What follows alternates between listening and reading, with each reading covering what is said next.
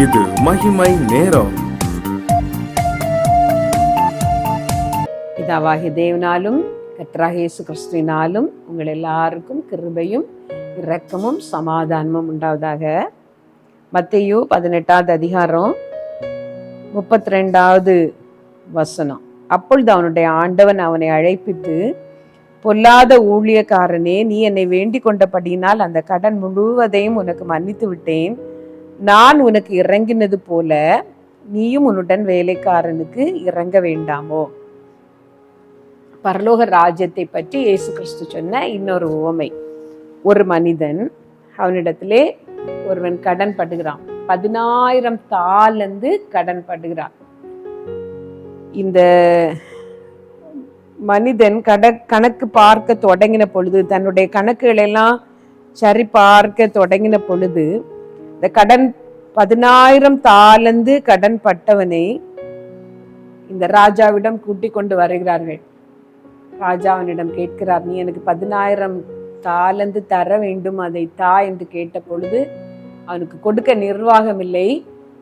என்னிடத்திலே பொறுமையாயிரும் என்று கேட்ட பொழுது அந்த ராஜா சொல்லுகிறார், நீ உன் பெஞ்சாதி பிள்ளைகள் எல்லாவற்றையும் விற்று அந்த கடனை செலுத்தி விடு என்று சொல்லி, இந்த வேலைக்காரன் காலிலே விழுந்து என்னிடத்தில் பொறுமையாயிரும், எல்லாவற்றையும் நான் உமக்கு கொடுத்து தீர்க்கிறேன் என்று கேட்ட பொழுது அந்த ராஜா மனதிறங்கி அவனை மன்னித்து விடுதலை ஆக்கி விட்டான். இவன் போகிற வழியிலே அவனிடத்தில் கடன்பட்ட ஒருவன், 500 பணம் கடன்பட்ட ஒருவன் அவனுக்கு முன்பாக வருகிறான். அவனை பார்த்ததும், நீ எனக்கு 500 பணம் தர வேண்டும், அதை நீ தந்து விட்டு போ என்று கேட்கிறான்.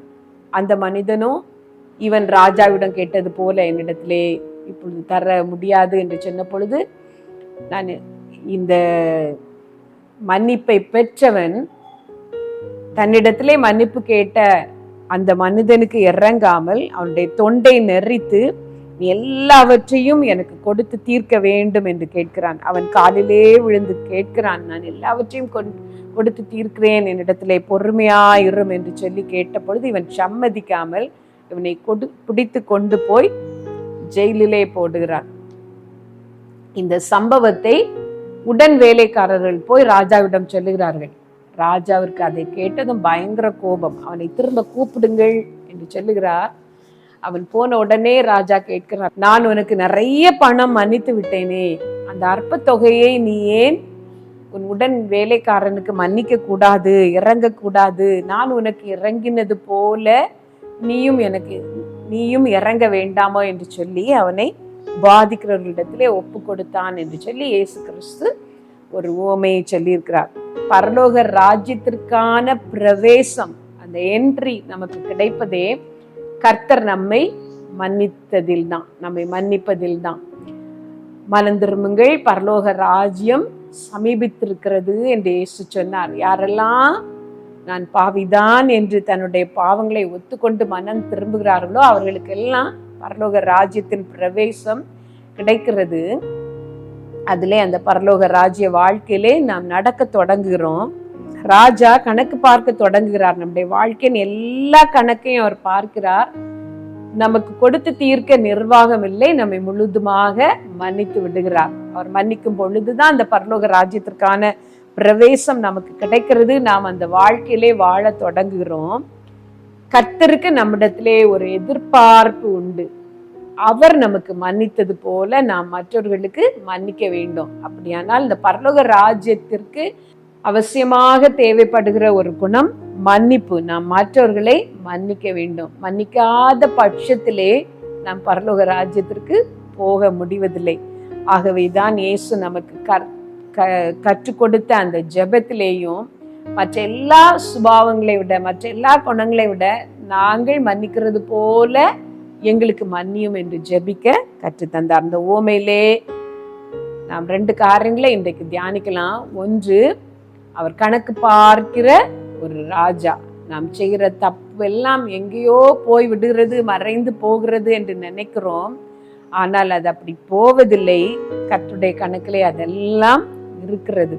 இயேசு கிறிஸ்து அந்த யூத ஜனங்களிடம் பேசும் பொழுது, நீங்களும் உங்கள் பிதாவின் அக்கிரம அளவை நிரப்புங்கள் என்று சொன்னார். அப்படியானால் ஒரு அளவு கர்த்தரிடத்திலே இருக்கிறது.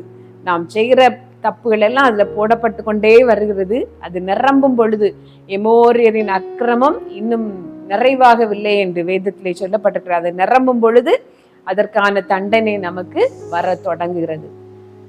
பெல்தஷாத்சார் ராஜாவை பற்றி சொல்லும் பொழுது, நீ தராசிலே நெருக்கப்பட்டு குறைய காணப்பட்டா என்று அவருக்கு சொல்லப்பட்டது. நாம் செய்கிற தப்புகளெல்லாம் அப்படியே பாராமல் இருக்கிறவர் அல்ல நம்முடைய தேவன். அதெல்லாம் கணக்கிலே வைக்கிறவர். நம்முடைய காரியங்கள் எல்லாம் அவருடைய கணக்கிலே சரியாக இருக்கிறது. எப்படி நம்முடைய கண்ணீரை அவர் ஒரு பாட்டிலே ஒரு துருத்திலே சேர்த்து வைக்கிறாரோ, அதே போல நம்முடைய தப்புகளும் அவருடைய கணக்கிலே வந்து கொண்டே தான் இருக்கிறது. இயேசுவே, உம்முடைய கல்வாரி இரத்தத்தினால் என்னை கழுவும், என்னை பரிசுத்தமாக்கும் என்று நாம் கேட்கும் பொழுது கர்த்தர் அந்த கணக்கை எல்லாம் நிவர்த்தியாக்கி விடுகிறார். அவருடைய இரத்தத்தினாலே அவர் அழித்து போடுகிறார். நாம் பாவம் செய்யாதவர்களை போல பரிசுத்தமாக நாம் வாழ தொடங்குகிறோம். அந்த பரலோக ராஜ்யம் நமக்கு வாக்கு பண்ணப்படுகிறது. நம்மிடத்திலே கர்த்தருக்கு ஒரு எதிர்பார்ப்பு உண்டு. நாம் மன்னிக்கிறது போல, கர்த்தர் நமக்கு மன்னித்தது போல நாமும் மற்றவர்களுக்கு மன்னிக்க வேண்டும் என்று சொல்லி, அது ஒரு கடினமான காரியம். நம்மை திரும்ப திரும்ப நோகடித்தவர்கள், நாம் தப்பு செய்யாத நேரங்களிலே நமக்கு துரோகம் செய்தவர்கள், நாம் நேசித்து அன்பு காட்டியிருப்போம், நமக்கு தீமை செய்திருப்பார்கள், அவருடைய காரியங்கள் எல்லாம் நாம் நினைக்கும் பொழுது நமக்கு மன்னிப்பது அது கடினம். ஆனாலும் கர்த்தர் நமக்கு மன்னித்த காரியங்கள் எல்லாம் நாம் யோசித்து பார்க்கும் பொழுது அது நமக்கு லகுவாக இருக்கும். ஒரு தடவை பேதுரு ஆண்டவரிடத்திலே கேட்டார், ஆண்டவரே, நான் எத்தனை தரம் மன்னிக்க வேண்டும்? 7 தரம் மாத்திரமா என்று கேட்டார். அதற்கு ஆண்டவர் பதில் சொன்னார், 7 தரம் மாத்திரமல்ல, 7 70 தரம் என்று. இதை 7 பெருக்கல் 70 என்று எடுக்கிறவர்களும் உண்டு, 70 என்று எடுக்கிறவர்களும், 7 என்று எடுக்கிறவர்களும் உண்டு. எப்படியோ நாம் நிறைய தடவை மன்னிக்க வேண்டும். திரும்ப திரும்ப அதே பாவத்தை செய்துவிட்டு நம்மிடத்திலே வந்தால் கூட நாம் மன்னிக்க வேண்டும் என்று கர்த்தர் நமக்கு சொல்லி இருக்கிறார். நாம் மன்னிக்கும் பொழுது நம்முடைய பாவங்களும் அவருடைய கணக்கிலே இல்லாமல் அழிக்கப்படுகிறது. மன்னிக்கிற ஒரு சுபாவம் ரொம்ப முக்கியமானது. அது கடினம், எனக்கு தெரியும். உள்ளத்திலே நாம் அதை வைத்து யோசித்து அந்த பழைய சம்பவங்களை யோசித்து கொண்டு இருக்கும் பொழுதெல்லாம் மன்னிப்பது அவ்வளவு எளிதாக இருக்காது. ஆனால் கர்த்தரிடத்திலே நாம் ஒத்தாசை கேட்கும் பொழுது ஆண்டவர் நமக்கு உதவி செய்வார். இதை கேட்கிற நீங்கள் இன்னும் யாரிடத்திலெல்லாம் நீங்கள் கோபமாக இருக்கிறீர்கள், யாரெல்லாம் மன்னிக்க முடியவில்லை என்று யோசித்து பாருங்கள். ஆண்டவரிடத்திலே அதை ஒப்பு கொடுங்கள். இந்த நேரத்திலே நீங்கள் ஜெபிக்கலாம். ஆண்டவரே, எனக்கு அநியாயம் செய்தது இந்த நபர் தான், எனக்கு துரோகம் செய்தது இவர்கள் தான், என்னால் மன்னிக்க முடியவில்லை. அதை நினைக்கும் பொழுதெல்லாம் நான் சரீரத்திலையும் ஆத்மாவிலையும் நான் வேதனைப்படுகிறேன். ஆண்டவரே, இப்பொழுது உம்முடைய சமூகத்திலே உமக்கு முன்பாக நான் சொல்லுகிறேன், நான் அவர்களை மன்னிக்கிறேன். அந்த நபரின் பெயரை சொல்லி, ஏசப்பா நான் மன்னிக்கிறேன் என்று சொல்வீர்களா? ஆண்டவர் உங்களுக்கு உதவி செய்வார். அப்படியே ஒரு பெலனும் கேளுங்கள். ஆண்டவரே, அவர்களை மன்னிக்க எனக்கு உம்முடைய மன்னிப்பின் சுபாவத்தை தாரும் என்று கேளுங்கள். சர்வ வல்லமையுள்ள எங்கள் நல்ல தகப்பனே, மற்றவர்கள் எங்களுக்கு செய்கிற குற்றங்களை நாங்கள் மன்னிப்பது போல நீர் எங்களுக்கு மன்னியும் என்று திண்ணமும் கேட்கிறோம். ஆனால் மன்னிக்காத சுபாவங்கள் எங்களிலே உண்டு. கர்த்தாவே, மன்னிக்கிற ஒரு இருதயத்தை எங்கள் எல்லாருக்கும் தாரும். அந்த பரலோக ராஜ்யத்திலே எளிதாய் நாங்கள் வந்து சேரும்படி இந்த உலக வாழ்க்கையிலே அப்போது அந்த குறைகளை எல்லாம் மன்னித்து விட்டு இந்த யாத்திரையை தொடர, பரலோக யாத்திரை தொடர எங்களுக்கு உதவி செய்யும். உம்மிடத்திலே எங்களை ஒப்பு கொடுக்கிறோம். எங்கள் சத்துருக்களை உம்முடைய கரத்திலே தந்து ஜெபிக்கிறோம். உம்முடைய நாமம் எங்கள் மூலம் மகிமைப்படட்டும். இயேசு நாமத்தினாலே கேட்கிறோம் எங்கள் நல்ல தகப்பனே, ஆமீன்.